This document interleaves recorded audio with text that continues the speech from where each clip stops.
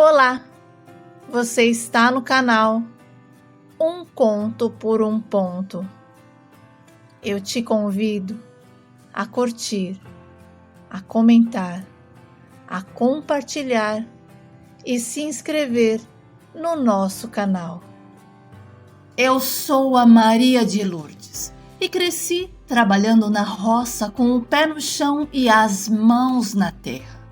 Desde menina, eu sabia o que era trabalho duro. Não tinha moleza não, viu? Era acordar antes do sol, ajudar a minha mãe a tirar o leite das vacas, ir para a roça, carpinar, plantar e colher. Era uma vida de suor e calo na mão, mas era a vida que eu conhecia e, de certa forma, até gostava. Só que, no fundo, eu sabia que queria mais. Sabe? Poxa, a nossa vida era muito difícil e eu queria ter para ajudar os meus pais, dar uma vida mais confortável a eles. E foi com essa vontade que eu sempre esperava que algum dia aparecesse uma chance de mudar.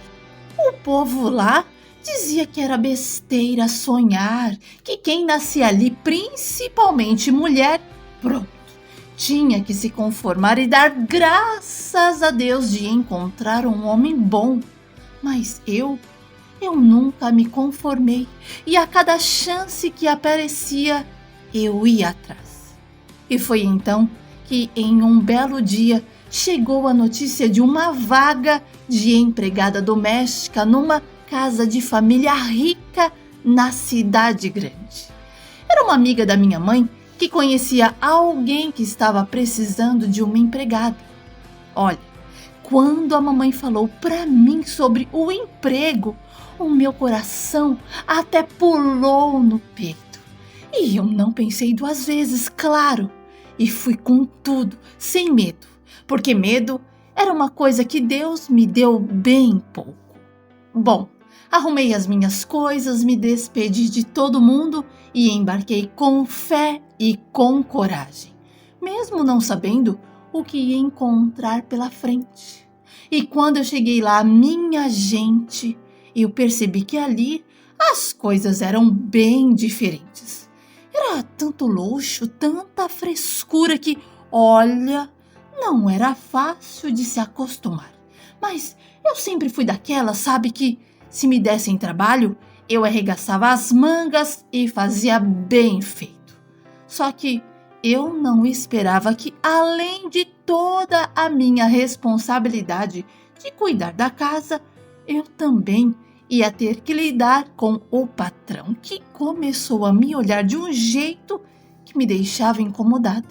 O seu Maurício, o meu patrão, ele era um homem sério, cara fechada e nunca estava satisfeito com o serviço de nenhum funcionário da casa.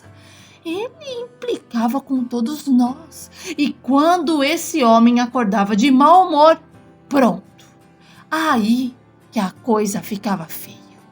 O seu Maurício tinha dinheiro, sabe? Mas faltava paz, muita paz para ele.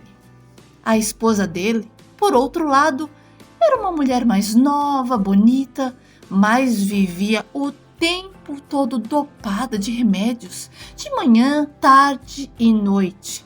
Eram comprimidos atrás de comprimidos, daqueles que deixam a pessoa fora do ar, sabe?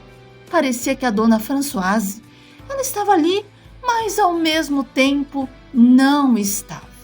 Olha, era como se a vida dela fosse vazia, sabe? Casa de luxo, tudo do bom e do melhor, mas sem nenhum brilho. E eu morria de dó de ver uma pessoa assim tão nova naquele estado. Só que, depois de um tempo, eu fui descobrindo mais sobre a dona Françoise. Não foi ela que me contou, claro, porque ela mal falava comigo.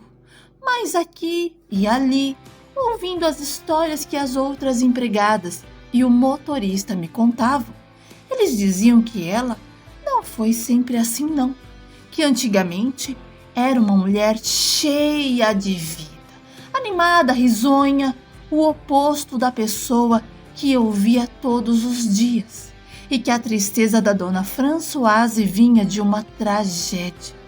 Ela tinha perdido o único filho num acidente fazia alguns anos.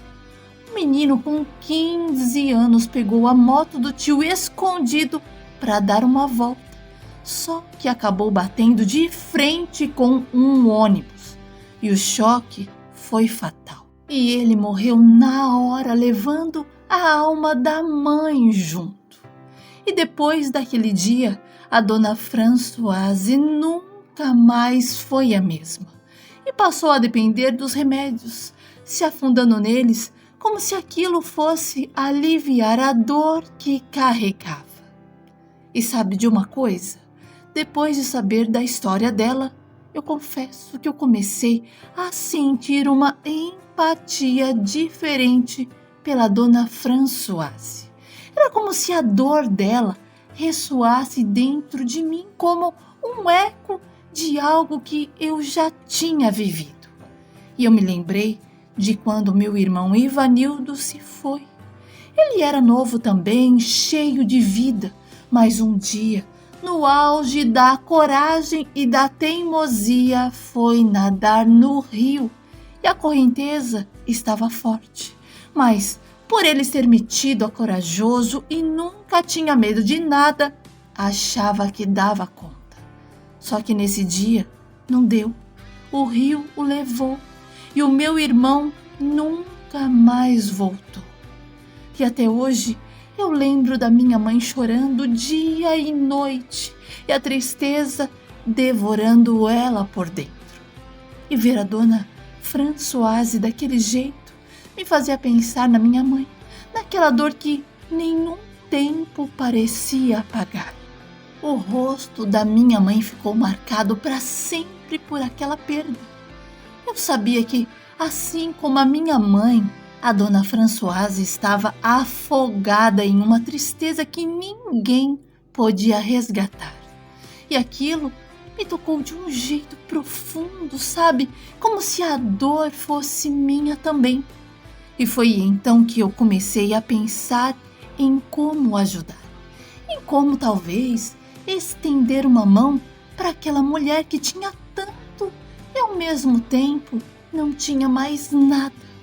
Eu sabia que não ia ser fácil, que eu era só uma empregada, mas também sabia que às vezes só um gesto, uma palavra podiam fazer a diferença. E foi então que eu comecei a pensar em formas para tirá-la daquele poço. De quem sabe conseguir que ela voltasse a sentir que ainda tinha algo para viver. E num dia, quando eu entrei no quarto para arrumar as coisas, a vi segurando uma foto do filho, do menino que ela perdeu. E eu me enchi de coragem e falei para ela que entendia a dor dela, porque eu havia perdido um irmão que era tudo para nós e principalmente para minha mãe. E de como tinha sido muito difícil para ela conviver com a falta dele. Mas, aos poucos, por causa dos outros filhos, por causa da vida que ela ainda tinha para viver, ela encontrou forças. E ela me olhou assim meio surpresa, como se não esperasse ouvir aquilo de mim. Uma simples empregada. Olha, na verdade, naquela casa, os empregados tratavam os patrões quase como Deus. Inclusive a governanta Antônia. Ela dizia que nós não devíamos falar com eles porque patrão e empregado não se misturavam. E eu, por um momento, achei que tinha falado demais, que tinha atravessado a linha pela cara que a patroa fez. Mas, para o meu alívio, a dona Françoise, ela apenas respirou fundo e me agradeceu. E depois voltou a olhar para a foto. E eu, por não ter tomado nenhuma bronca, continuei os meus afazeres. Olha, enquanto eu tirava o pó dos móveis, a vi chorar E depois de um tempo, ela falou que nunca imaginou viver sem o filho, que o Diogo era tudo para ela, mas por causa da teimosia e da desobediência, ele se foi. Infelizmente, mesmo cercando o menino de proteção, ela não conseguiu segurar a mão dele para sempre. Olha, a dona Françoise chorou alto e eu me aproximei e segurei a mão dela assim, sem dizer nada, só para que ela sentisse que não estava tão sozinha naquele quarto tão grande e vazio. E deixei que ela chorasse, sabe? Deixei que ela desabafasse. E no meu silêncio, eu fiz uma promessa a mim mesma que iria tentar ajudar aquela mulher a reencontrar um pouco de paz. E daquele dia em diante, eu comecei a fazer pequenas coisas para tentar tirar ela do quarto. Preparava um chá de camomila, levava uma rosa do jardim que eu mesma colhia. Deixava a janela aberta para entrar mais luz. Assim, coisa simples, mas que às vezes podia fazer a diferença. Não era uma cura, mas era algo que eu podia oferecer. E assim, cada dia que passava, eu sentia que a dona Françoise estava voltando a enxergar a vida ao redor dela, nem que fosse só um pouquinho. Sabe, a dona Françoise não recebia visitas e falava com a mãe e com a irmã apenas pelo telefone. E era uma conversa bem rápida, viu? Coisa de no máximo uns 3 minutos.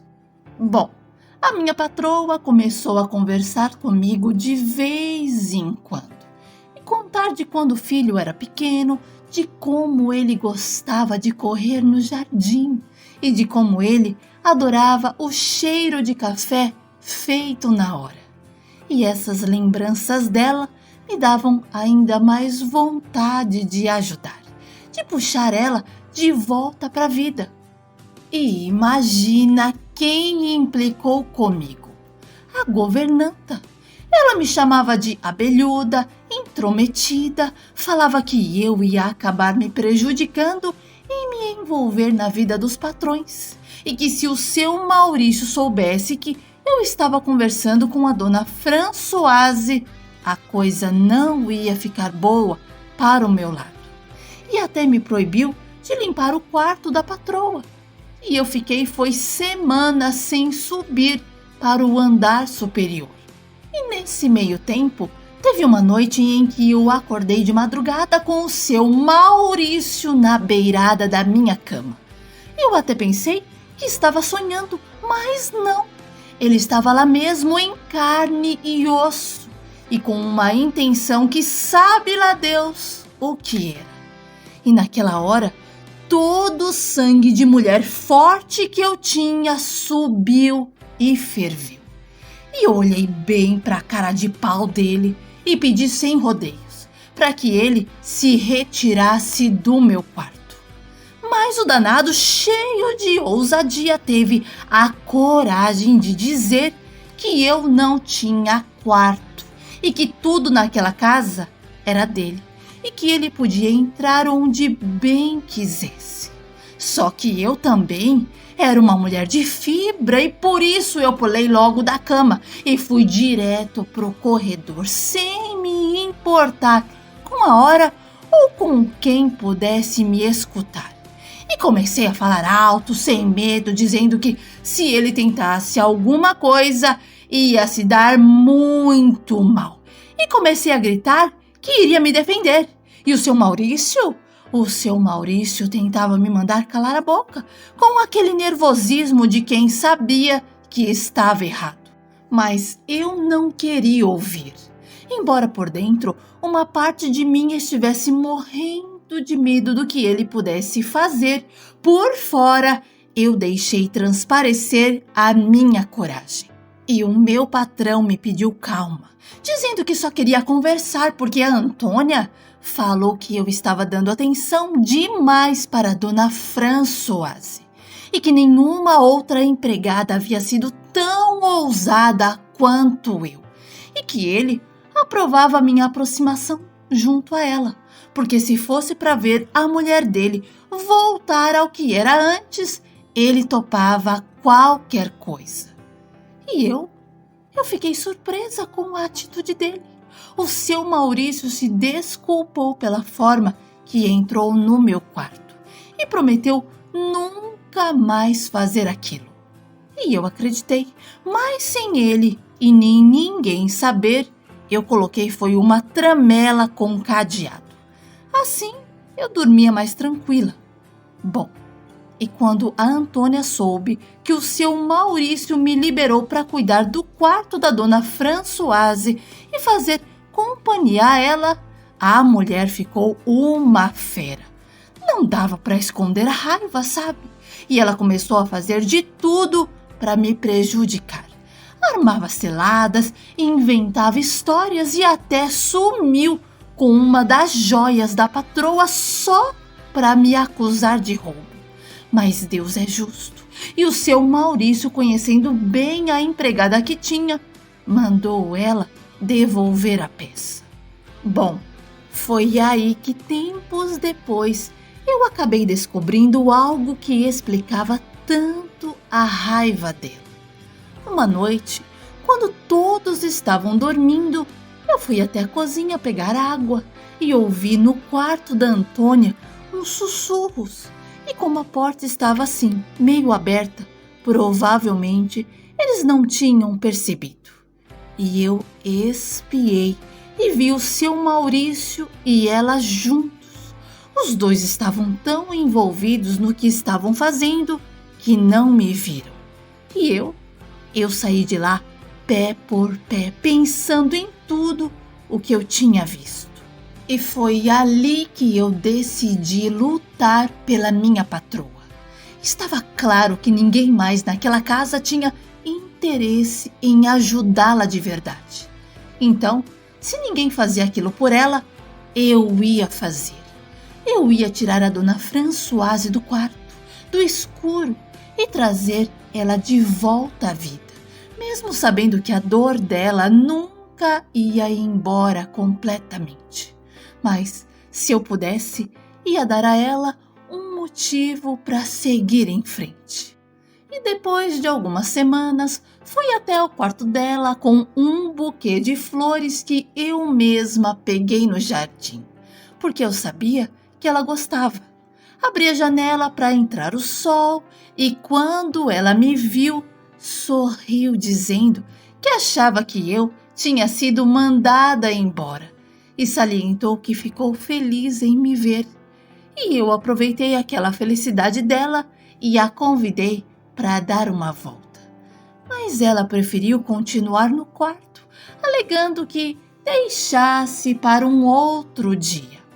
E foi aí que eu insisti todos os dias, levando um chá diferente, puxando conversas sobre o filho, sobre as lembranças boas. Olha, tinha dia que ela chorava, mas eu deixava porque eu sabia que aquilo também era um jeito de aliviar um pouco a dor. Até que finalmente, depois de muita insistência, um dia ela disse que gostaria de dar uma volta no quintal. E eu fiquei muito empolgada. Caramba! Ajudar a dona Françoise a sair daquele quarto era uma vitória imensa. Mais surpresa do que eu ficaram os outros empregados quando viram a patroa caminhando pela casa como antigamente. Olha, eu sabia que não ia ser fácil e talvez ela nunca se recuperasse completamente, mas aos poucos ela começava a ver que ainda podia viver, que ainda havia uma vida do lado de fora daquele quarto. E eu, de faxineira, fui incumbida de dar apenas atenção à patroa. E o seu Maurício ficou tão feliz em saber que ela saiu do quarto que mudou o meu cargo. E uma das primeiras coisas que eu decidi fazer foi mudar a rotina dela. Olha, aquela sequência de remédios não ajudava, só deixava ela mais distante. E fui sugerindo atividades leves, saídas no jardim, leituras, e conversando com ela aqui, ali, eu fui entendendo que a dona Françoise acreditava na vida após a morte. Para ela, a ideia de que o filho podia estar em algum lugar, ainda presente de alguma forma, era uma esperança, uma razão para seguir em frente. E foi nisso que eu comecei a trabalhar, usando essa crença dela para acender mais um pouco a vontade de viver. E quando havia batida, eu puxava a conversa sobre o que ela acreditava que acontecia depois que a gente partia. Perguntava sobre as ideias dela, fazia ela pensar em como o filho dela podia estar em paz, observando, talvez até torcendo para ver a mãe sorrir de novo. Eu dizia que se ela acreditava que ele ainda estava por perto, então o melhor que ela podia fazer era viver bem, dar a ele uma razão para ficar orgulhoso. E aí foi que a vida dela começou a andar. E a luz que antes parecia apagada no olhar voltou depois de uma longa tempestade. E quando eu recebi as minhas férias, eu até fiquei um pouco triste, sabe? Porque eu não queria deixar a dona Françoise, mas também não podia ficar sem ver os meus pais. E sabe, a minha patroa pediu para eu ir tranquila e prometeu que não voltaria a tomar os remédios. E iria também seguir a minha listinha de afazeres. E foi só assim que eu consegui viajar tranquila. Olha, eu fiquei 30 dias com os meus pais. E foi uma maravilha. Cada dia me lembrava de quanto era importante ter família por perto. Mas mesmo assim, a minha mente não conseguia parar de pensar na dona Françoise. Eu sabia que a mudança dela tinha começado e queria saber como ela estava se saindo sem mim. E por isso eu resolvi ligar para casa. E quem atendeu? Quem? Isso mesmo, como sempre, foi a Antônia. Ela falou que não iria passar nenhuma informação e me mandou cuidar da minha vida. E afirmou que a patroa estava muito melhor sem mim e que, na verdade, ela estava exatamente no lugar onde nunca deveria ter saído, do quarto. Ela riu da minha cara e desligou o telefone. Olha, eu fiquei triste em saber que a dona Françoise estava de volta ao quarto. E eu fiquei me perguntando o que havia acontecido. E eu até comentei com a minha mãe. E ela pediu para eu ficar esperta com a governanta, porque pessoa do jeito dela eram capazes de tudo. E a minha mãe não estava errada, porque a Antônia era muito perigosa. Enfim, olha, eu aproveitei cada segundo das minhas férias com a minha família. Mas quando chegou o dia de voltar, eu tive uma surpresa que me tirou o fôlego. A dona Françoise foi quem abriu a porta para eu entrar. Ela estava arrumada, linda, sabe? A minha patroa parecia uma bonequinha. E na simplicidade dela, ela me abraçou dizendo que estava contando os dias para eu voltar logo. E falou que tinha muitas coisas para me contar. Eu até chorei de emoção ao ver a minha patroa assim, tão bem. Ela me contou que durante as minhas férias ouviu o dia em que a Antônia me destratou no telefone e chamou a sua atenção. Mas em vez de reconhecer o erro, a Antônia mostrou seu verdadeiro rosto e reagiu com ofensas, chamando a patroa de louca depressiva.